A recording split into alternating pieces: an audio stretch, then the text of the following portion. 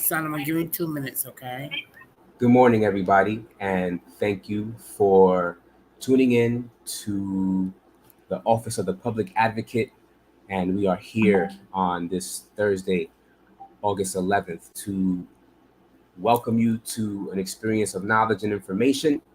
And this is brought to you by the Office of the Public Advocate, led by the Honorable Jumani B. Williams, who is not here right now, but is always in support of the amazing information that we need to spread to the city that's necessary, that's crucial, and that's vital. I'm Solomon Acevedo. I'm the Deputy Public Advocate for Justice, Health, Equity, and Safety here at the Office of the Public Advocate. I use he, him pronouns, and here we are. We're thankful for you joining us this morning on this important conversation around MPV, the virus that is commonly referred to as monkeypox. And there's been so much controversy surrounding both the misinformation and the stigmatizing policies that have emerged since MPV has surfaced in our city. Many people have been harmed, ignored, and still many remain confused about how to separate myth from fact when it comes to MPV. That's why our office is working hard to make sure that we create meaningful dialogue around this subject and get the public the information they need in order to discover the truth about MPV, the virus that we commonly know and refer to as monkeypox. So, to move this conversation forward, we have a panel of amazing experts in their fields to reflect on this current information that's circulating about MPV and how people connected to them are experiencing this in real time. So, with that said, I'm going to hand this beautiful conversation over to someone who is an amazing leader, not only within our office and within our community, but also a person who strives personally for transformation in our world. So, uh, Kim Benjamin Watson, the LGBT coordinator, the show is yours.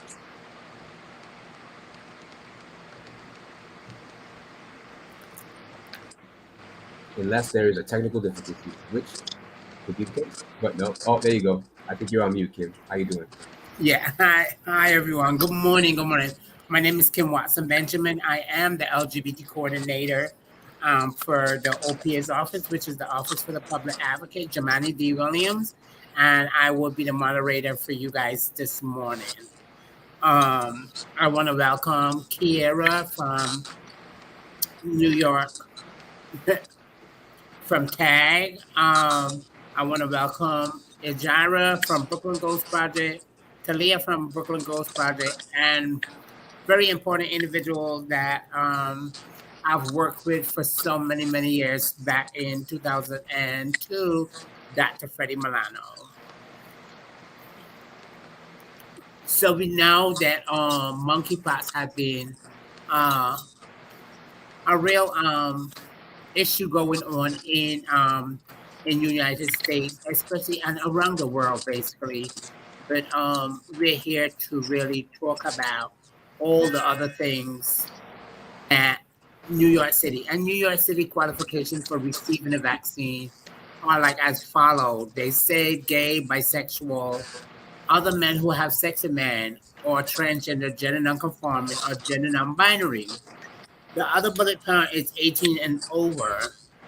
The third bullet point is have had multiple or anonymous sex partners in the last 14 days.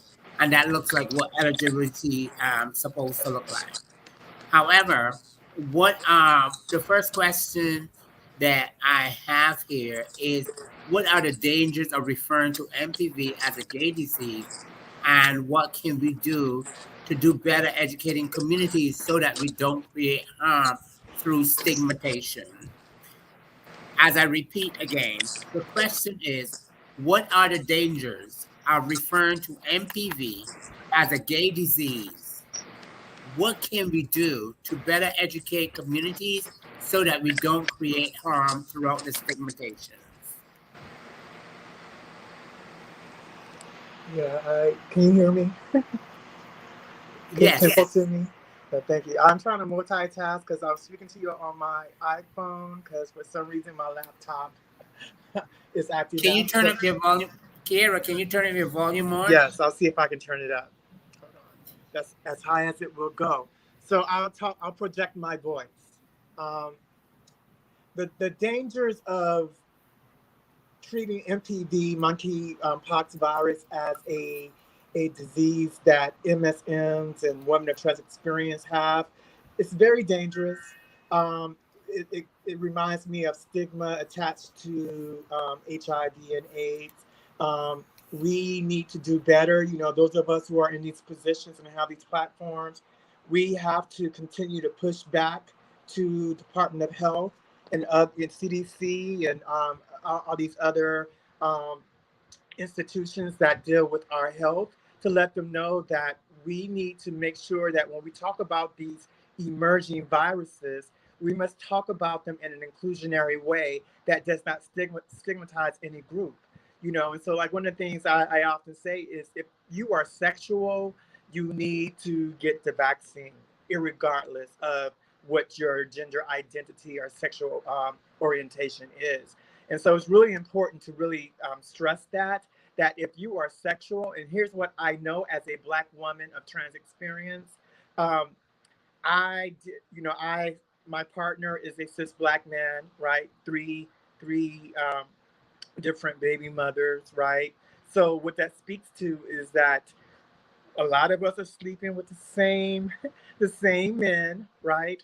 And so therefore we all have a responsibility to make sure that we are um, prioritizing our health and getting these vaccines as soon as they become available. And yeah, that's what I wanted to say. Sorry.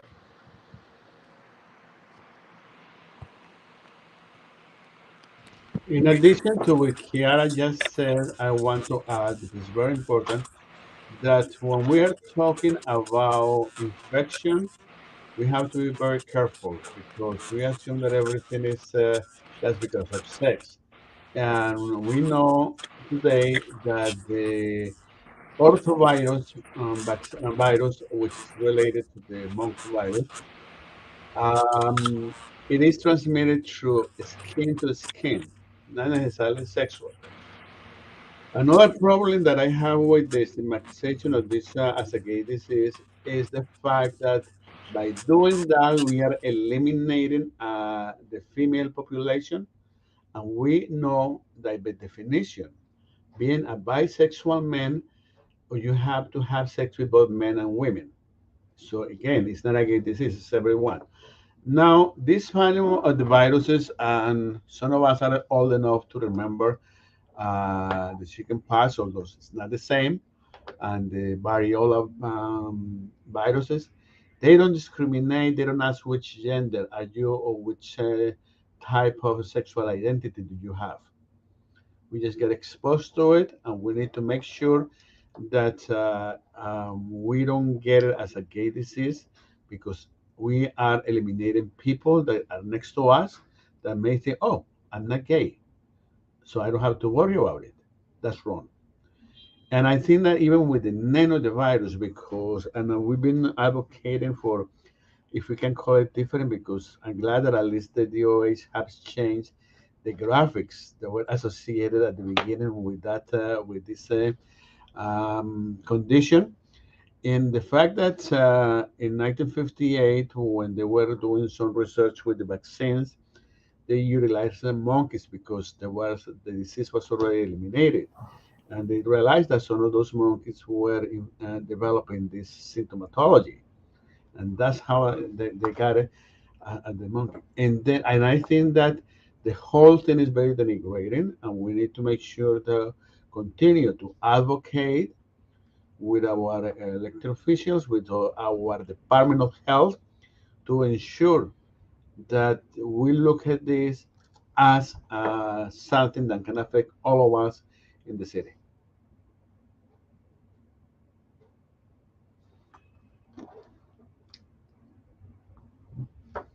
Thank you. Thank you so much. Anyone else? Hello. I just want to say it becomes a very dangerous thing because people, as you are saying, they want to disassociate, and media is largely to blame for that. The way that this virus is advertised, and I've even had it, said to me. People say that they are not worried about it because it's a gay disease. But as Kiara said before, trans women especially, have sex across the board, in a lot of cases. A lot of the men that we deal with are cis heterosexual men. And that not even the case. Men are still men who identify as heterosexual are still in close contact and having sex with men who identify as gay. So it's the mismessaging in all of that, and really knowing what to look for. A lot of the times, our community and others are using drugs and things like that. There's no inhibition. They're overlooking rashes and bumps and things that they should be on the lookout for. And it's all across the board. People are working jobs where they are closely contact with people of all demographics. So it's a very, very dangerous thing. And I hope that we can, be better educated about that and remove the stigma from our community. Thank you so much. Kim, Hi, Mimi. How are Kim. you? How Oh, are you, sorry. my love? Hello, hello. I'm doing well. I'm doing well. So I'm a little late. Do you need me to introduce I, myself? And I no, I had the question. The first question, Mimi. Um, you, and while you answer the question, you can introduce yourself and go into the question. So, what are the dangers of referring to MPV as a gay disease, and what can we do to better educate communities so that we don't create harm throughout stigmatization? Let me repeat that again. What are the dangers of referring to MPV as a gay disease, and what can we do to better educate communities so that we don't create harm through stigma? hmm, that's a great question. I feel like I've been answering that question over and over again recently, so I appreciate it. It gives me practice. But it's something I appreciate being a part of because a lot of the work that I've always done has been around anti-stigma based work, anti-oppression based work. So I think some of the dangers that happen when it comes to linking or making a false conflation between MPV and this idea of a gay disease. What the dangers of that is we repeat history in that we begin to, such with the AIDS epidemic, begin to characterize ourselves intracommunally as if we are more sexual, more hypersexual, more risky, more deserving of infection rates and less deserving of access and care, right? So the stigma, the danger is that when you link and conflate this idea of identity, right, being gay, with a medical issue, the danger is not only that you have intracommunal individuals feeling that they deserve their own deaths or deserve this infection rate or ignoring and disassociating from it because of their fear of being characterized alongside the stigma. So that's one of those dangers, right? It's intracommunally. But also when we think about intercommunally between the cis heterosexual world and us, the danger is that other individuals who are cis heterosexual are not getting themselves tested and aware and vaccinated and educated about something that is impacting them as well, right? Because you're assuming that politics of identity and or your belief in morality somehow substitutes logic for medical science, and it doesn't, right? So that's the danger of linking those things both intracommunally and intercommunally, is that we intracommunally as LGBTQIA plus members, we ourselves feel we're deserving of it, right, our own infection, and we disassociate and we avoid accessing care, or care is denied to us in certain ways, or people assume that they don't need to put emphasis on the science and the logic and the advancement of care for us. So that's the danger of that conflation and linkage. And then, of course, overall, cis heterosexual people themselves are blinded, right, metaphorically speaking, but also in a very literal way that can be have larger implications to the impacts and the dangers of this particular epidemic on themselves, right? Similarly to the AIDS epidemic, where we see Black women are just as impacted, cis heterosexual Black women are just as impacted by HIV infection rates and lacking access to care due to income levels often, as queer people of color and trans women of color, right? So like we see those rates, but we see the ways in which it plays out on the day to day and who actually accesses preventative and intervention based care. The second portion of your question, which I believe was what, Kim? Can you remind me? What can be done, right? Oh, what can be done? You're on mute, but I think I know what you're on mute, but I think I know what you're saying. Like what can be done? What can be done at the end of the day is we need to put more emphasis on the science, right? The CDC, the executive branch, as well as congressional branches, if there does need to be policy and legislation around it, need to operate in unity in some way, right, on local and state levels across the nation in order to better investigate what the spread of MP is, right? The monkeypox virus. What is the actual spread? How is it spread? I think we're starting to see some of that logic and some of that news come out. But how do we detach identity from this medical issue, and how do we get back to understanding the science, right? And I think that because of these early assumptions and these early speculations about infection rates within gay male communities, bisexual male communities, LGBT communities as a whole, we've stopped following the science and we've started to follow the politics. And I mean, we as in our institutions and those who are ensured to protect us. And once our institutions stop following the science, why do you expect, and this is a rhetorical question, for those on the ground, for those who are living life as civilians or as people in this nation to do the same?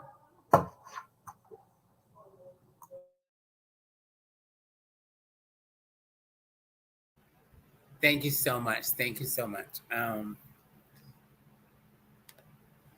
Our second question: Are these the best eligibility conditions that the city can be offered at this time? That's part A. And is there a place where people who don't currently qualify can get access?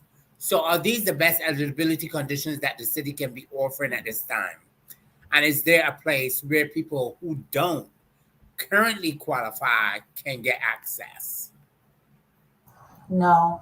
I mean, I'll just say that quickly and say no, right? I mean, just on the eligibility part, I'll leave the access part to others because I haven't seen any particular access-based interventions beyond the state and local officials working with community-based organizations, right, for center for testing and vaccination.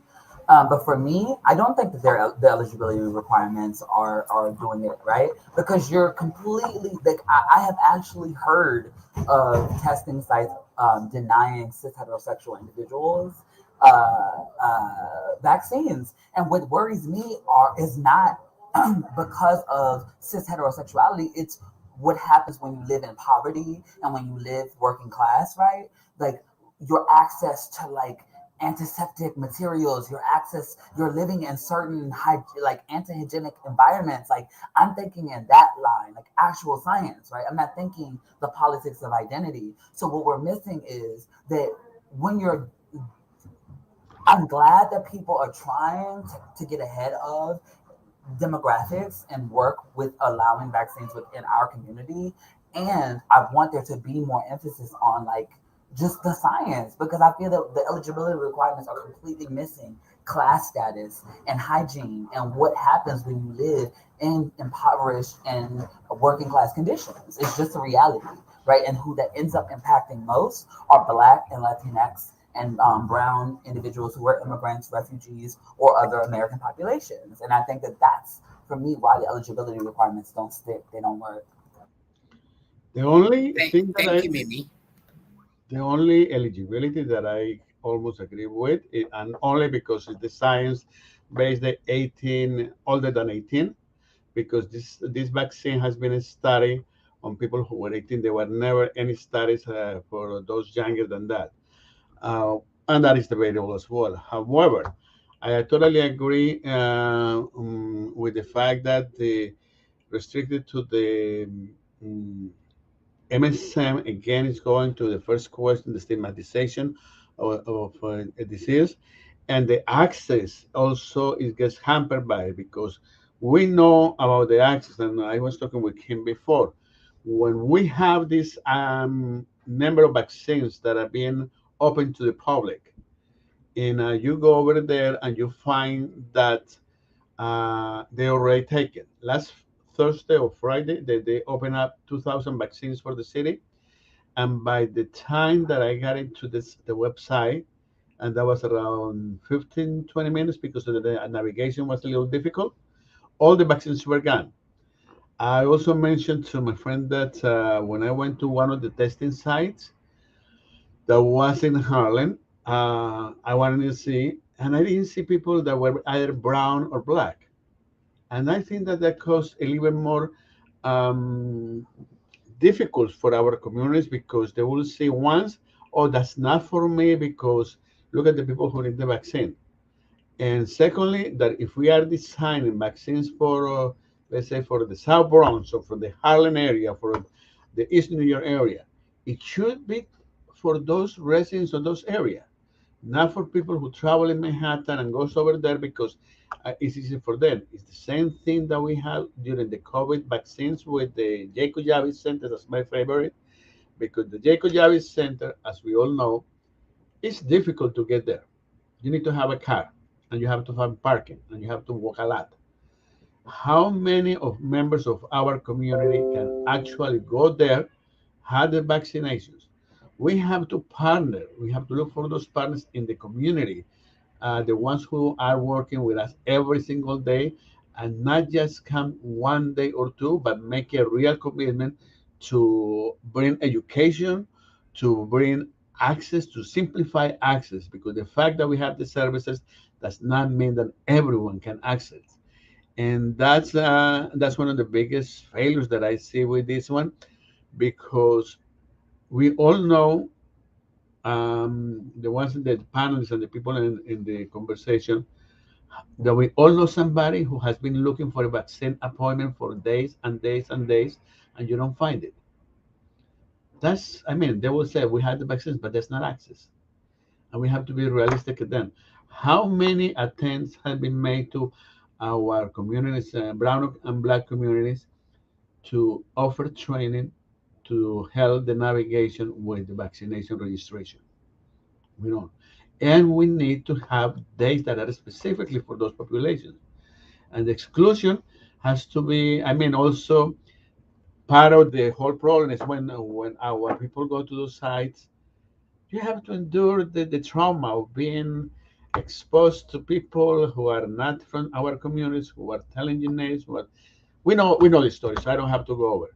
But I think that the best way to deal with this is to work with the community-based organizations, the ones who are the community. Let him talk to the bodega owner. They know who is in the community. We have a lot of immigrants. Make sure that Mimi mentioned before about the living conditions. That's a reality. That we haven't changed that. We used to call it poverty. Now we call it social determinants of health. Same thing. So I think that we need to really bring it down to the level when everyone can have access to the services that they need. Thank you so much. Anyone else with the question? You would like me to repeat the question, or we Um, can move forward? no, we can go. I totally agree with what's being said. I feel like if people are getting up and feeling like they may be at risk and want to take this vaccination, they should have access to it. There are exceptions to every rule. What about the person who is an MSM but is quite not comfortable saying that, in a place on a form or giving out that information, but they know that they need some level of protection. Or, poverty was mentioned. What about, the person who is out here and sleeping where they can, and so there are a lot of factors that go into it. And, people know and feel when they are at risk. So if they are getting up and going and trying to get this vaccine, they should be allowed it. And it also adds, another level of hopelessness, or people feeling like they are not important or worthy, or so they begin to say forget it, and be risky and think they're going to come in contact with it or catch it anyway. I facilitate a group on Wednesdays, and we talked about monkeypox, and there was a heated moment because the people of color in the room felt like they weren't or not being given access to the vaccine when people who were not of color had been vaccinated already. So there was a lot of tension there. So even the people who are meeting the criteria, the vaccine is still not available to many of them. Thank you so much. Thank you so much. Solomon, would you like to do the misinformation, or would you like me to carry on with that?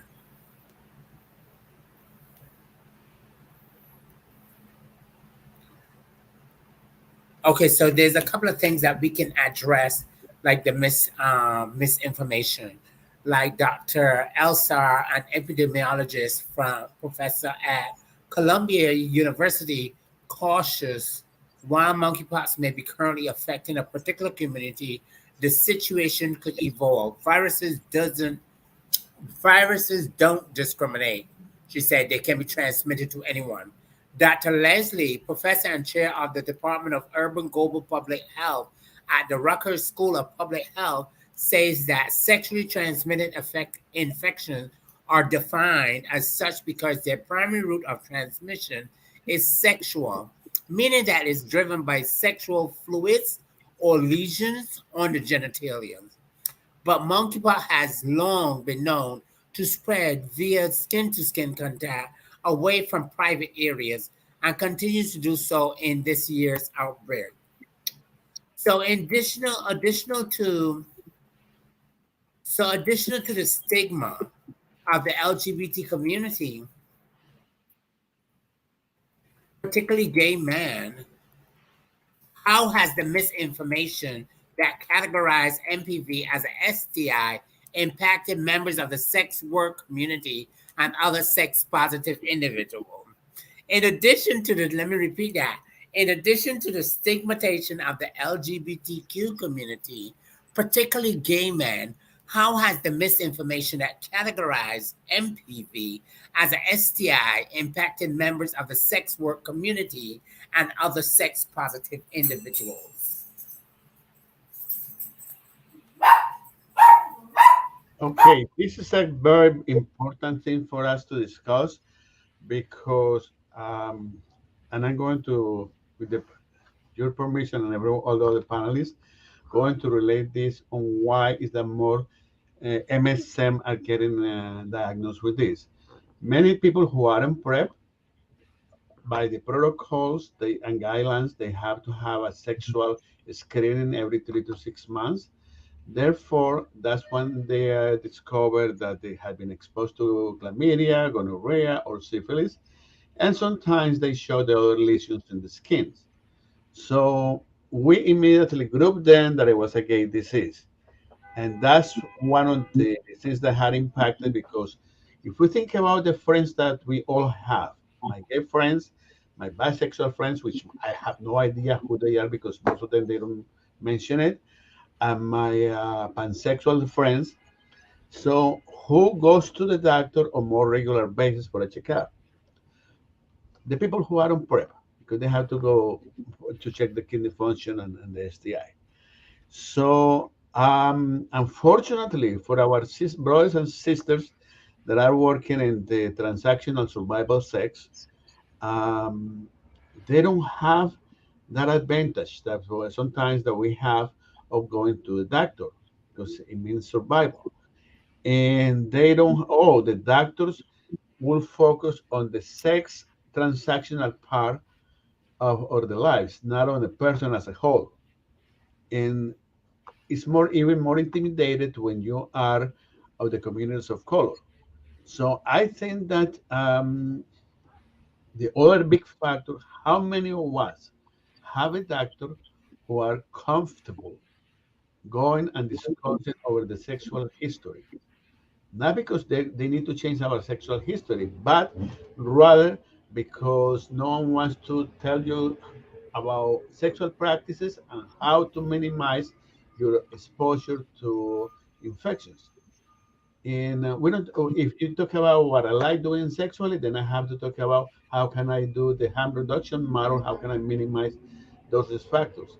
Unfortunately, sexuality is still in a different area, but it's a good excuse for us to blame everything else in the sexuality or sex workers or the MSN without forgetting that we all are part of sex or have the sexuality.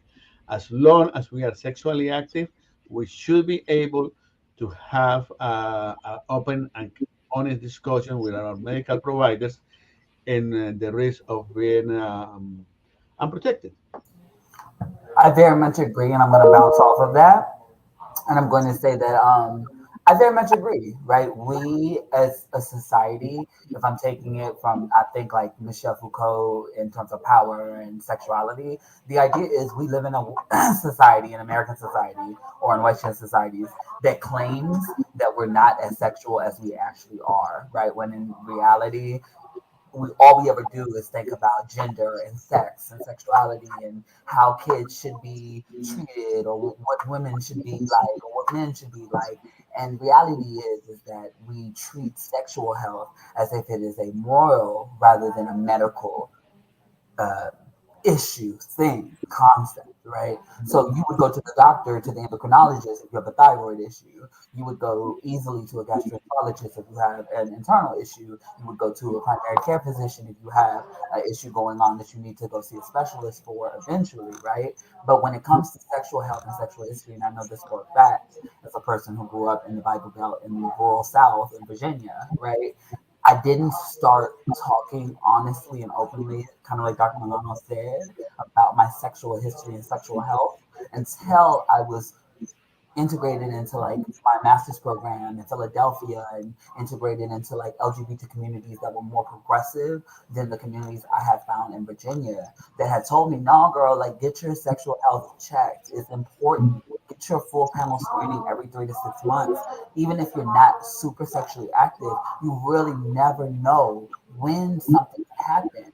And it's when we let our guards down. And I mean, we not just in terms of heterosexuals, homosexuals, different gender identities, right? I think that it's not about letting down. Sorry about the noise in the background. We're sharing space in the office, but anywho, it's not about in the end of the day, an individual. I'm a little distracted by everything there, but I'll just close by saying again, it's important to get our sexual history checked, right? I think that we oftentimes spend too much will consider sexual health a moral issue and create a bunch of misinformation about who is impacted by their sexual health. And we create this idea for sex workers and also those who are more sexually active that somehow your immorality makes you deserving of medical issues that may come your way. When in reality, we all want to be healthy, right? Our sexual practice shouldn't dictate our, whether or not we have deserving of care or medical treatment or deserving to be able to live, right? And I think that too often we live in a society that likes to blame the victims and blame individuals for very much things that are medical, right? So that's all. Thank you.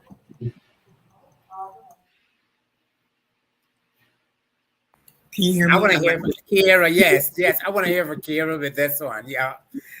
So I just think about when we HIV and AIDS, right? And when you think about who drove that message to really start getting more PC language involved, and when we talked about HIV and AIDS, it was primarily gay white men, right, who started to push that narrative, started pushing back to the government, demanding AZT and all these other type of medications be used, right? Even though the government was very resistant in the very beginning. So thinking about also what Dr. Milano was saying, a lot of us who are of the LGBTQIA community, we're already connected to a primary care provider. So we get checked on a more regular basis than our cis heteronormative community members do, right? And so a lot of us, we are very on top of our health.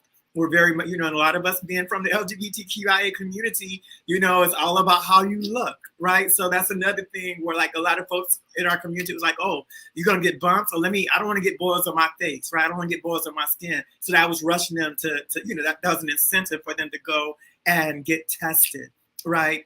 And so that's really what we're talking about. So when we hear the news talk about MSMs having a higher transmission rate of monkeypox, that's really because a lot of us are more proactive with our health than a lot of the cis Black women in like my family, right? Who are too busy, trying to do a 9-to-5 job and only going to get a checkup when they're feeling truly under the weather. And usually that's way after the fact. And so that is what is driving this stigma that monkeypox is a MSM or a queer disease, is really the fact that we're very proactive when it comes to our health. And so one of the things that we have to really make sure that we continue to push back. We have a responsibility. I keep saying this. Those of us who are on these platforms to reach out to these news outlets and request and demand that they get the story right. That the reason why they're finding more cases of monkeypox amongst men who have sex with men is because of the fact most men who have sex with men are very on top of their health, and so they're going to be more quicker to find out their results or the possibility that they have monkeypox because of something they did over the weekend, more so than my cis hetero Black sisters out there who, as I said, are busy working. But like I feel like what has to happen is, irregardless if you are a Black woman trans experience or a cis Black woman or Latinx woman or Latinx woman of trans experience, we have to speak up, right? And like I was saying, like that's what gay white men did in the 80s. They was like, oh, wait a minute. No, we need AZT. No, we need these medications. We need to, and so it's a responsibility of everyone to not be silent while this virus is transmitting through our community. And it's not, as someone's pointed out, like just through sex, right? There's a lot of cases of, I believe there's 3 babies who came down with monkeypox. So there's a responsibility. There is a collective community responsibility to speak up, to go out in front of Department of Health, CDC, and protest and tell them that we want to be prioritized when it comes to this vaccine. Why? Because we are sexual. Why? Because we have family members, we have children, and we want to make sure that we are on top of keeping our health top line, right? And so I think that's a responsibility, and that's the message I really want to convey is, until we stop being spectators, because a lot of us are spectators and like, oh, well, the news say that gay men are like, yeah, but we know the news gets it wrong all the time, right? But it's a responsibility of communities to be so fed up that they mobilize and say, we're gonna go in front of CBS News and talk about why we want to be prioritized when it comes to vaccination. It's a responsibility of all our communities to say, oh, you know what? We're gonna do a protest in front of the Department of Health in Long Island City, right? And demand that they prioritize all of us who are sexual to get this vaccine. And so, like, we all have a responsibility, right? And it's not just a responsibility of the few of us who are always on the front line, day in, day out. It's not always our responsibility to be the ones to sound the alarm. We need to make sure that we have that other communities are understanding they have a responsibility to step up, stop being quiet and being spectators and saying, oh, they're only prioritizing MSMs or women of trans experience, and they're leaving us behind. We, women of trans experience, we're not silent. Like we are very up in your face when we feel we are being disrespected.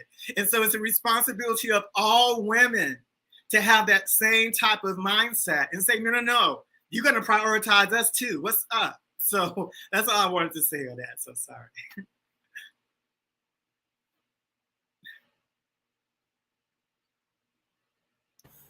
I'm like, oh my God. I would like to put my experience in there. However, because of time, we can move forward. And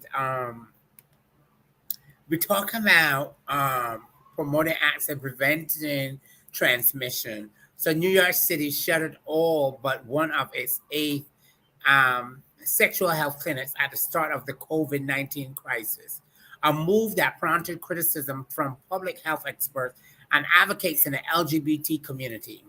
The clinic's supporters argue serve as lifelessness in poor communities, catering to those who have limited or no insurance at all.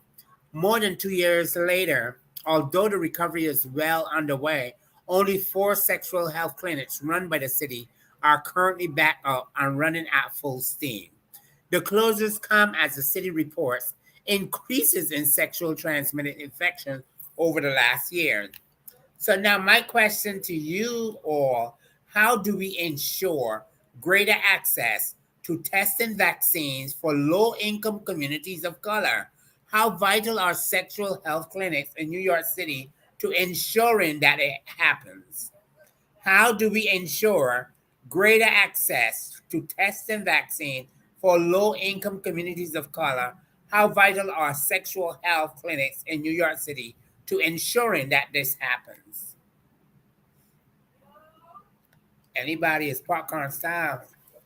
I'll just say this. I think we Department of Health needs to be just as vigilant as they have been with COVID, making sure that there's COVID testing sites on just about every other corner, right? And so that needs to. So that's what how the Department of Health should be going about, making sure that low income and folks who are not insured have access to getting tested and finding out ways to protect themselves and their families. And that's the responsibility of the Department of Health, but also just really making sure that we educate our community. Talia says, I know you were saying like there was community members who were upset because they won the vaccine and they felt like they weren't being prioritized. But like my organization is one organization that is authorized to send people to get vaccinated. And I can tell you that I reach out to a lot of Black women of trans experience. I was very excited to let them know, says, go get tested. And 20 of those women, they said no. They said no. Like, I don't want to get, no, I'm good. I'm good. And I'm like, you sure? Why don't you want to, And they's like, no, I'm not interested in getting tested. So there is still that ignorance out there, or that fear out there by a lot of our community members of like not really understanding what is being put into our bodies, right? And so we need to make sure that we're working with the medical staff, medical facilities to educate our community on what is monkeypox vaccine, what is being put into your body. Does it mean that once I get vaccinated that I won't get monkeypox, right? Like that, there needs to be a very intense educational program that educate and addresses the fear that so many folks have in our community when it comes to putting these new vaccines in our bodies. And I understand it's very understandable why a lot of people feel that way. But I know that when I got the opportunity to get vaccinated, I did not hesitate. I went and got vaccinated, right? Yeah, But and I think that what you say is right on point. We need to get to the community, but because in the community, we need to get the leaders who know the community. The DOH needs to go out there because the sexual clinics, as good as they are, and some of them could be very helpful, basically, traditionally, are for only gay men. And we need to go to make you feel. If I'm going in my pastor, the communities of faith has a tremendous power to educate. We did that with the COVID times, and sometimes we were up to 400 people vaccinated in one day. And not just the Presbyterian, the Catholics, every faith, whatever works for you in your community. And one. Number two is that we have to demystify that it's not the shingles, that the shingles and those viruses, because we are kind of grouping, or the press and whoever is out putting information, kind of put all of them together. The smallpox, we have like 10 different viruses in this family. We had vaccinated. I had the chickenpox as a child. That's not going to help me now. And the shingles, as a 67-year-old man, I need to have my booster for the shingles, because there is nothing worse than seeing another person with the shingles after 50. And again, we need to get that basic information in the community, not having to go to the DOH or other places, in the community. Let's find who is effective. What is your program doing over there, and how can we work with Aaliyah, with Mimi, in the community, instead of sending people out. Wow, that's amazing. That's so amazing. Mimi, I see you, because it is really. And when you say community, that's my really thing that I really want to. I really want to hear more locals. I want to hear community. That's where I want to hear from. Okay, I hear administration. I'm hearing everybody from other medical practices, levels, CDC and stuff speak. But I don't think they know what's going on in the trenches here in the local communities, especially the communities that are underserved, that has like immigrants and individuals that are poverty and has no insurance. So I don't think that a lot of people are really focused on that particular category or of communities. And that's what is so important to me. That's a priority to me. Yes, Mimi. Oh, I was just gonna add that, like, one thing, for instance, is happening here at Destination Tomorrow in the Bronx. We have a monkeypox vaccine clinic on site at 448 East 149th Street, that has been running daily during our operational hours from 10 a.m. to 7 p.m. And that's going on until tomorrow. We've done our best to advertise it, to push it out. We've thankfully had good numbers of people show up. I have gone into like everything from like dance classes and advertised, and like Vogue dance classes, and like giving my email out or giving information out. And then also Destination Tomorrow, along with other community-based organizations like Brooklyn Ghost Project. So I know, Talia, you probably have information too like this, but we have guaranteed appointments daily. So if you ever need any information about that, feel free to reach out to our organization at Destination Tomorrow. You'll find our email address as well as our phone number on our website, www.destinationtomorrow.org. But I think that's one of those things, is creating those clinics, those pop-up clinics in spaces that are going to be more safe than medical institutions, that are going to be respectful of pronouns, that are going to be familiar to community members, like Destination Tomorrow, like, for instance, other Bronx-based organizations like SoGrow, for instance, like those, Sun River Health, like those types of organizations that are local, that are community-based, that are health-based, public health-based, that are going to be doing intervention work, or that are going to support pop-up clinics or guaranteed appointments, right? So it's about the city and the state working with CBOs more importantly in the ways that I'm starting to see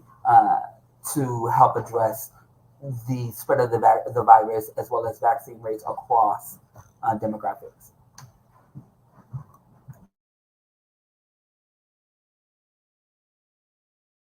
I want to say quickly, thank you, Dr. Milano, for being here. Thank you so much. I appreciate you being here, and we have more to discuss, because as a person that oversees so many clinics and have been in this field overseeing health with HIV and AIDS and PrEP and all these other entities, you're very important. You're important to me, and you're important to the community, especially specifically the transgender community.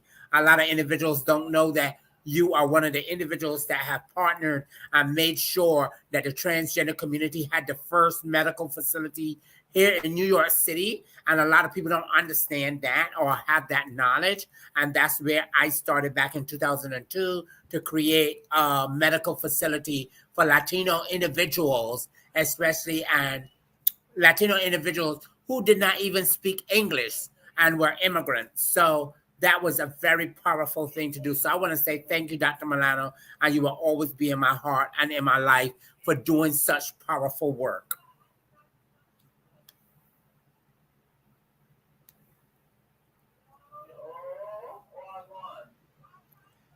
Yes. So I think it's my last question. But I really want to think, if you have time, I want to talk about my experience. But if you don't have time, that's fine.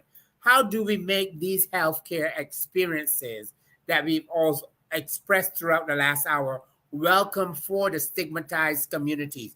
Because we know that individuals are going in to get vaccinated, and they're claiming that they're not eligible. They're claiming that the demographic sheet they're filling out, and they're seeing red flags just because they're answering the questions or filling out the form to the best of their ability of who they are. However, if they don't check something, it's a red flag, and they're questioning like it's TSA. My experience, just there. Well, like I was saying before, not everyone is comfortable disclosing certain things, and we have to, be conscious of that. Especially healthcare providers. I'm in a position where I refer people out, different places, and what they're comfortable telling me, they may not be comfortable saying the same thing to a provider. And that's something that I guess has to be worked on. But it's also something that healthcare providers need to acknowledge and have to acknowledge, because if they don't, we won't be effective in getting things done, and we'll never meet our goal, because people will always slip through the cracks because they are not recognized how people want them to be recognized. So so let me grab that and give y'all a bit details about.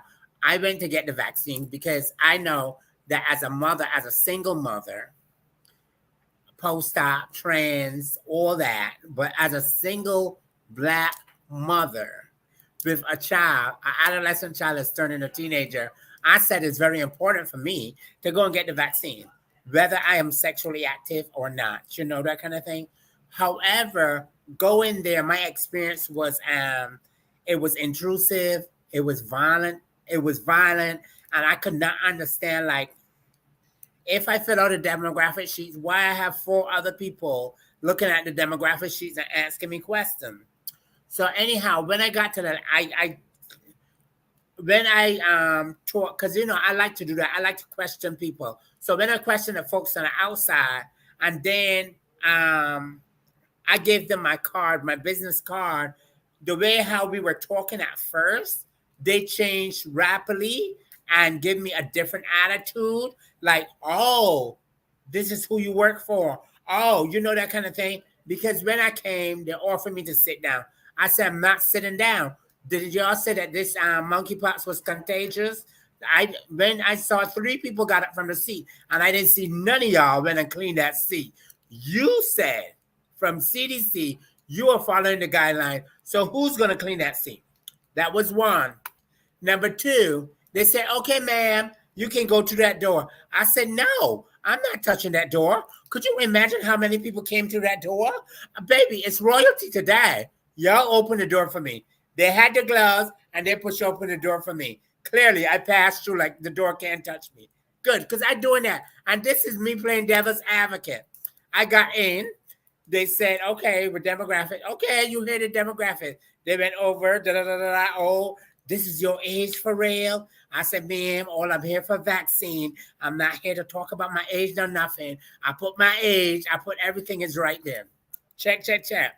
Okay, ma'am, follow us. Okay, I'm following you, right? Okay. I got in. One person got up on the seat. She said, well, have a seat. I said, ma'am, you know that I can't have a seat. I don't know where that person clothes got in. Come on now. Are we following CDC? I said, ma'am, I'm not here to cause any problems. However, I'm following the guidelines of CDC. Can we follow those guidelines? That was it. I filled out the demographics, see all this. I'm getting ready to get the vaccine. I heard I got a red flag. Supervisor come to me. Oh, we have a red flag. There's a situation. Da, da, da, da. We're not giving out vaccines to Black women, Black heterosexual women. I said, oh.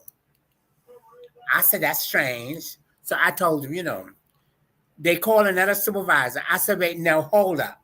Since that y'all want to call two supervisors in here, let me call somebody on the phone. Put your gloves on. I dialed the number, give them the person on the phone. After they spoke to the person on the phone, all three individuals, especially a Black identified gay man who oversees Department of Health site, came and apologized. Okay, Miss Benjamin, we are so sorry. We had no right. Da, da, da. I said, listen, no, we're not going to do that because there's another person coming behind me that y'all will give that same treatment to. So I want y'all to treat me like the regular human being. And yes, you refused to give me the vaccine just now, but after you spoke through my phone, now I'm eligible. Let's go. Let's get this vaccine. Because, my thing is, a lot of people say that I am very aggressive. I'm very aggressive, passive. But, for me, I am very tolerant about everything. I'm zero tolerance about everything. And I would never change for anyone. You know that kind of thing? Whether I identify as post-op, as a trans woman, or anything of that nature, the reason I'm here is to get this vaccine. And CDC have messed up. And with a lot of myths, with these bullet points, first they tried to claim that it was a sexual transmitted disease. No. And then all of these other things, they had no proper information.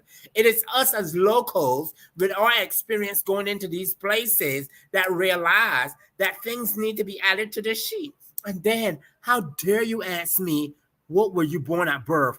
Girl, this is TSA? Well, let me strip. Is there room for me to come out my clothes? They say, why? I said, baby, y'all are answering the question, and I just want y'all to be the judge. They said, ma'am, we cannot do that. We want to hear from you. What were you born at birth? I said, ma'am, y'all have, I do not know, and stuff like that. I'm not giving any problems, but people would think that I'm giving a problem. I said, ma'am, I don't know what I was born at birth because all fetuses, from the medical standpoint, all fetuses are born female. Let's go, y'all. It is about information. It is about let's go. And that, go ahead, Mimi. Kim, you give me, and I'm sorry to jump in. It's just your story fires me up in so many ways, and I love it, and I love that you do that, and that you did that, and that's your spirit, because we need that kind of energy in order to be able to understand how traumatizing and re-traumatizing these testing sites, these vaccine sites, this epidemic can be, these medical providers can be. The first thing, right, because I was vaccinated 2 Saturdays ago as well. The whole kikiing. I hate that about medical providers who try to know your tea or who try to clock your tea. They love to treat you as if oh, you my gay best friend, or you my tranny best friend, or trans best friend. Hi, let's kiki, sis. What do you like? You like Beyonce? No, I'm a grown ass woman. I'm not to be patronized. I'm not to be your little ha kiki best friend, right? Right. And not to be treated any of those ways. I'm coming in for a medical reason. So what is with all of the small talk? All of the small talk, it just, and the smiling in my face, it's just like, this is uncomfortable because you're telling me you know things that I don't want you to know. And then let's talk about the second part you said. When the person is asking you all these questions about your sex at birth, and well, you don't identify as, we don't take heterosexual women. What do you mean?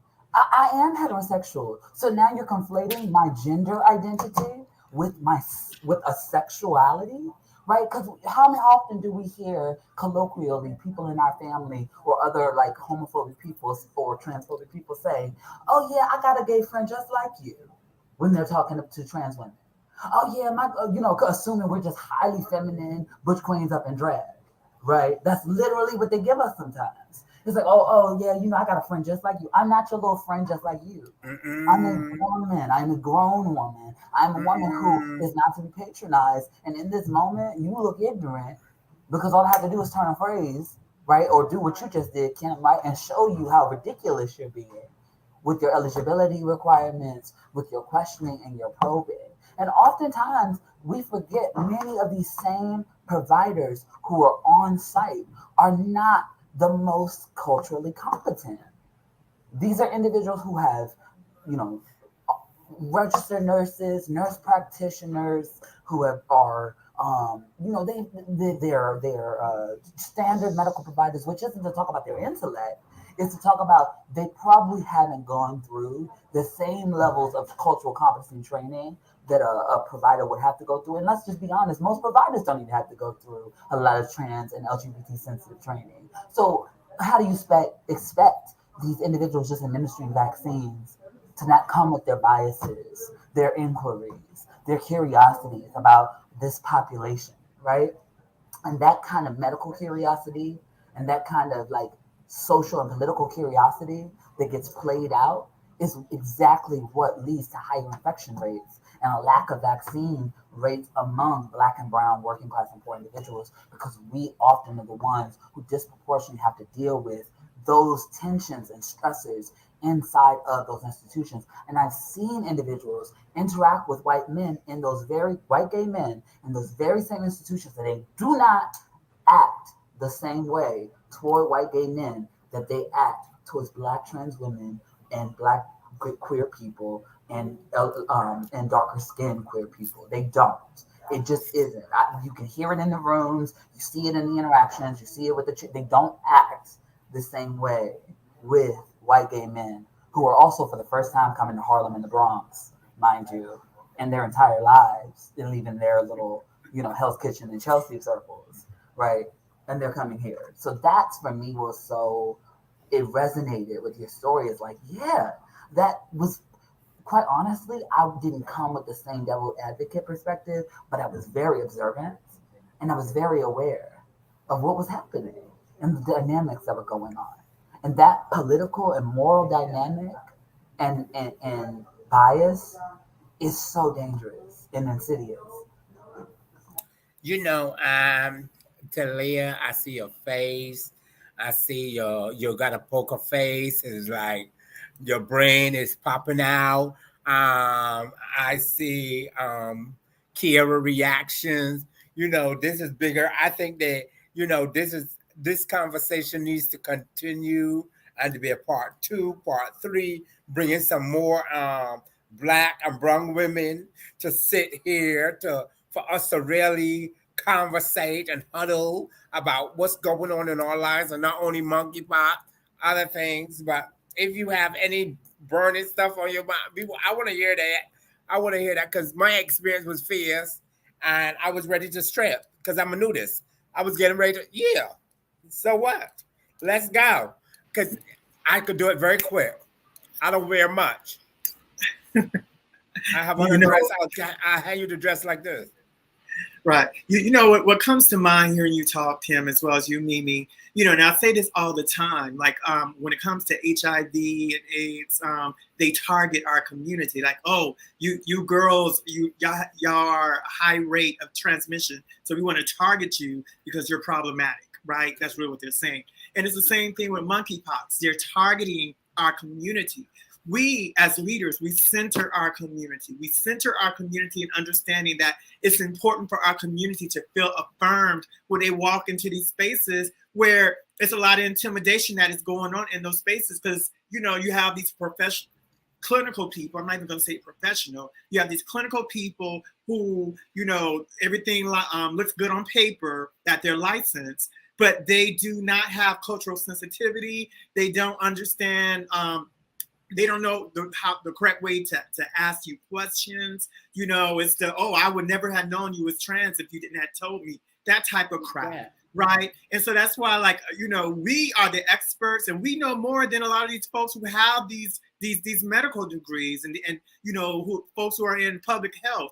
We know what the needs of our community are. The needs of our community are. So I feel like there needs to be a way where our organizations continue to be prioritized so that we can create these spaces where folks can feel very comfortable coming in, asking questions to us, knowing that we're not going to judge them, knowing that we're here to help them. We want to make sure that, you know, they are on top of their health, you know, and that's really important. And so I don't feel that Department of Health, you know, really have, there's some good people in the Department of Health. You know, we got some cool people in the Department of Health, you know, but at the same time, unfortunately, those are not the people that are in these facilities that we send our folks to, right? And so I feel like they need to do a better job of educating. And all of us come from organizations where we do cultural sensitivity. So one of the things I think they need to do is have us come in, pay us, of course, come in and teach their folks how to deal with TGNC NBI folks so that our community members are not going into their spaces being even more traumatized. And stepping into your power, that's something that we've all learned to do. But unfortunately, a lot of our community members, they don't know their power yet. They don't know how amazing they are. They have yet to tap into how to really come into their full goddess mode of saying, you're going to respect me. I'm here to get this vaccine. I qualify, so what's the issue? Like, we can say those things because we stepped into our power a long time ago. But for a lot of our community members, they don't have that confidence. And so, you know, I wish all of us were at these sites when community members come in so we can advocate for them. But unfortunately, we're not going to be able to be there, you know. But there's a responsibility on the part of Department of Health to make sure that they are educating their employees. Educating their employees on how to interact with TGNC NBIA folks, period.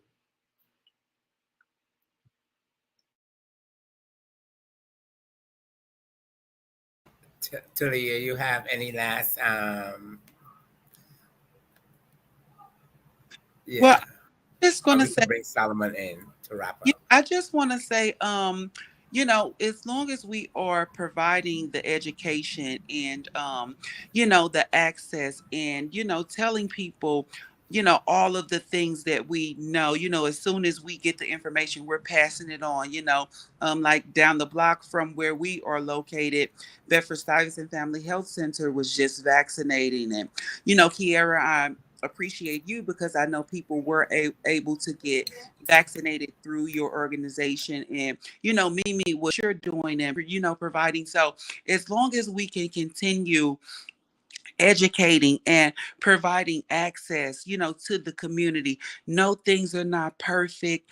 You know, maybe we have to prep our people a little more, which is unfortunate. But, you know, as long as they can get through the door and get what they need, and then we'll deal with the, you know, other things later. But I'm just appreciative of the work that all of us are doing, and that we continue to be the ones to provide for our community. And I'm thankful for all of you and what you do. And yeah, thank you for having me. Awesome. So yeah, I want to say thank each one of you, and I'm looking forward to really partnering with you guys when you guys are doing your cultural competency training. Y'all can call me in for a little bit, but y'all know how my invoice looks. So Y'all can subtract, divide, and add on or multiply when I send my little invoice in. You understand how I feel? It's the yeah. However, we're gonna go ahead and let Solomon close us out because I enjoyed this today. Y'all made me smile, and y'all know y'all are a couple of my favorite people. So yeah, Black and brown folks come together. That's what I love. Powerful women. Go ahead, Solomon. You heard it first, New York City here. The truth about MPV, commonly known as monkeypox. And we were able to address misinformation. We were able to address stigma. We were able to address vaccine access, best practices. And this is a complicated conversation that has obviously many nuanced factors that some of our agencies are not necessarily looking at. And maybe the best solution is to have the folks at the table who are working with the people most impacted right there to navigate and be those leading pathways to proper prevention and proper treatment, because that's really what we need for New York City to be safe. And so I'm so grateful for Talia, for Kiara, for Mimi, for Kim, for putting such an amazing conversation together. And of course, for Dr. Freddie Milano, who had to leave a little bit early. And know that there's many more conversations to come, that this is not over. This is just the beginning.